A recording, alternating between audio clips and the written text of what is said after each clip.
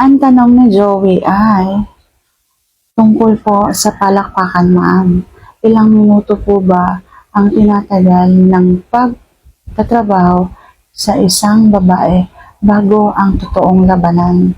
So yung ating pag-uusapan for today's video. Interesado ka bang malaman kung ano ang sagot? Please keep on watching para bago yan. Kung bago ka pa lang sa akin channel, please consider to like this video and subscribe my channel.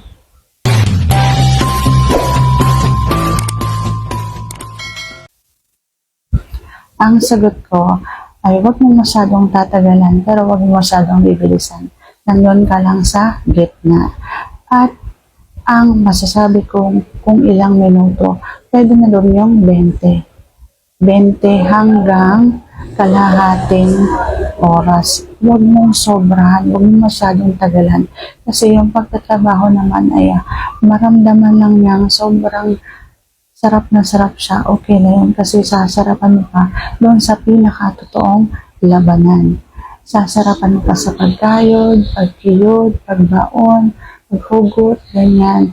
So, hindi mo kailangan sobrang matagalan na sobrang matagal na matagal, pero huwag mo naman masyadong bilisan sa pagtatrabaho para hindi nakakainip kasi yung sobrang matagal nakakawala ng sobrang na nararamdaman ng isang babae hanggang sa maubos, hanggang sa unti-unting bumababa yung kanyang na nararamdaman. At sasabihin na lang natin na ikaw na lang yung sobrang na kasi kinakain mo yung kanyang bulaklak.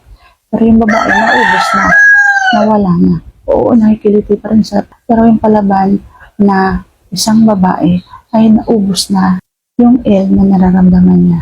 Kaya napapansin niyo kapag sobrang tagal yung kinakain siya, pinapaubayan na lang ng isang babae sa inyo ang lahat-lahat. Hindi na siya gumagawa ng kung ano-ano para masarapan ka din. Kasi nga, sobrang tagal ninyong tinrabaho ang isang babae at nagpaubayan na lang siya. Kumbaga yung palaban na pagkatao niya ay nawala. Naubos, namatay unti-unti. Okay, napansin nyo na ba yan? Yung parang hindi na siya lumalaban, parang kayo na lang. Kasi nga po, sobrang tagal ng inyong ginagawa. So, doon ka lang sa hindi masyadong madali at hindi masyadong matagal. So, sana sagutan ng tamang itanong. And if you like this video, please consider to like this video and subscribe my channel. Thank you for watching. See you on the next vlog.